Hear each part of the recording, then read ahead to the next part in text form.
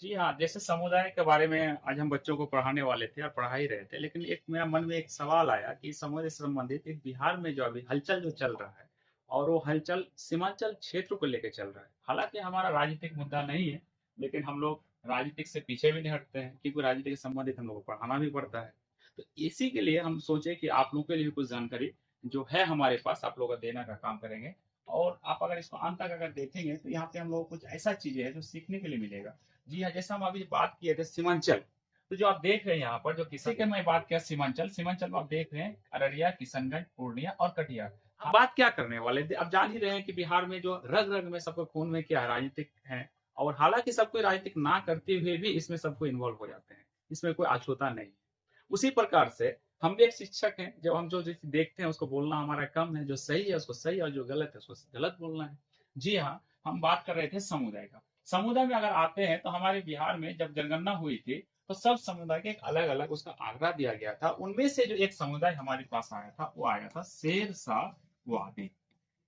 जी, शेरशाह वादी। और इसके ऊपर लगातार इसके ऊपर आरोप लगते आ रहे हैं, बांग्लादेशी घुसपैठी और इस तरह कई तरह का और इसका कई तरह का जवाब देने का भी हमारे जो राजनीतिक क्षेत्र से आते हैं नेता या फिर इसको जो बारीकी से समझते हैं इस समुदाय को, उसने इसका जवाब भी दिया है। लेकिन अब तक इसका सही रूप से इसका जवाब देने का जो काम होनी चाहिए थी, हमारे अपना विचारधारा, अपना व्यक्तिगत अनुसार नहीं हो पाया है। आखिर क्यों नहीं हुआ? कहाँ पर कमी रह गई? इस पे भी हम बात करेंगे। आखिर शेरशाहवादी आया कहाँ से? इसका एक अलग पार्ट बनना चाहिए क्योंकि इसका एक इतिहास है, शेरशाहवादी का इतिहास है। इसका इतिहास का जब पन्ने को आप उलटेंगे तो ये कोई आज और कल की बातें नहीं है। ये शेरशाह सूरी से लेकर अब तक का इसका इतिहास है। और ये जब-जब चुनाव आते हैं तब तक ये शेरशाहवादी के ऊपर कई तरह का आरोप लगते आ रहे हैं। जी हाँ, अगर आप इसको उसके बाद फिर अगर आप देखेंगे, आपका ये शेरशाहवादी कम्युनिटी समुदाय से ही हमारे 3-3 विधायक भी बने। आपका मनिहारी से जो विधायक बने थे मुबारक साहब जी और आपका जो शकूर साहब आप जानती हैं, मंसूर साहब आज के टाइम में भी है, जो मंत्री भी बने थे कल्याण विभाग के, ये सभी सिरसावादी से ही ताल्लुक रखने वाले नेता थे। हालाँकि अभी सिरसावादी से कोई भी विधायक नहीं है। जी हाँ, अब जब मैं बात कर रहा था सिरसावादी का, अभी कुछ ऐसा देख रहा हूँ सोशल मीडिया में लगातार कि एक सिरसावादी कम्युनिटी को लेके या फिर सिरसावादी समुदाय को लेके वो अपना माँग रख रहे हैं कि हमको टिकट मिलनी चाहिए क्योंकि मेरी भागीदारी इतना है और वो ये भी कह रहे हैं कि हम जिस पार्टी से बिलोंग करते हैं वो पार्टी ने कहा के गया है कि जिसका जितना हिस्सेदारी उसको इस हिसाब से उसको भागीदारी यानी कि टिकट उनको मिलेगी।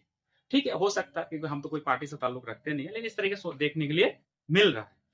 अब बात करते हैं उन प्रत्याशियों के लिए कि जो प्रत्याशी इस तरह का विचारधारा लेके राजनीति को आगे लेके चलना चाहते हैं। मैं उनसे कहना चाहता हूँ कि आप एक चीज़ बताइए कि अगर आप किसी भी दल पे हो, चाहे वो जेडीयू में है, आप आरजेडी में है, कांग्रेस में है, किसी भी दल में है, तो सबसे पहले मुझे ऐसा लग रहा है कि कोई भी दल किसी भी विचारधारा इस तरीका का लेके नहीं चल रहा है कि आपका शेरशाहवादी है, आपका ये है, आपका ये है, तो उस हिसाब से आपको मैं टिकट दूँगा, ये हो। ये मुझे तो नहीं लग रहा है। ब बाकी पार्टी का भी आज तक मैं ये अ, इस तरह का विचारधारा नहीं देखा। अब सवाल ये उठता है कि जिस सिरसावादी का अगर मैं जनगणना देखा हूँ पिछली बार तो 1% रखता है बिहार में यानी कि 13 करोड़ है 13 करोड़ में 1% सिरसावादी का यहाँ पर पॉपुलेशन है लेकिन शकूर साहब जब जीते थे 1969 में वही परानपुर से वो भी एक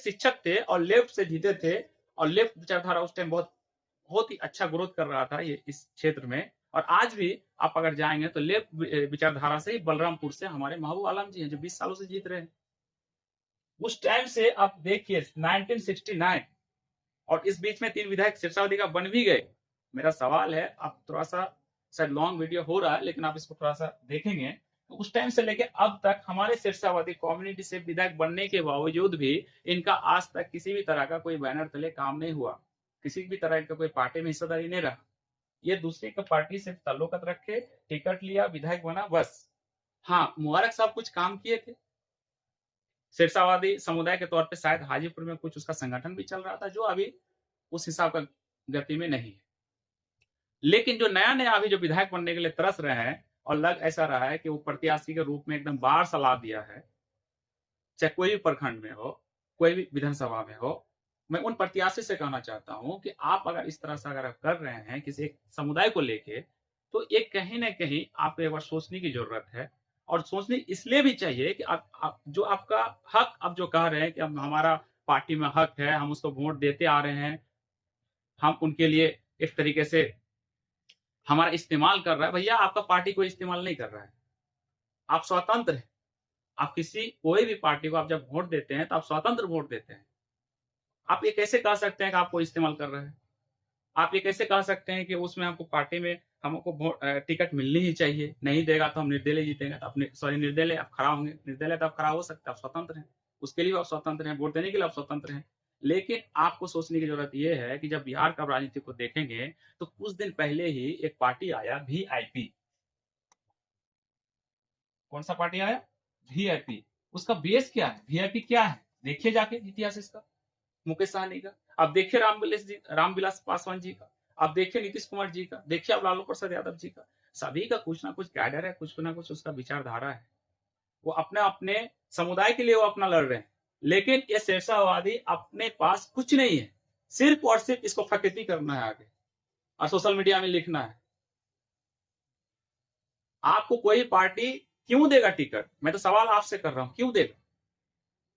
आप उसके लिए क्या है?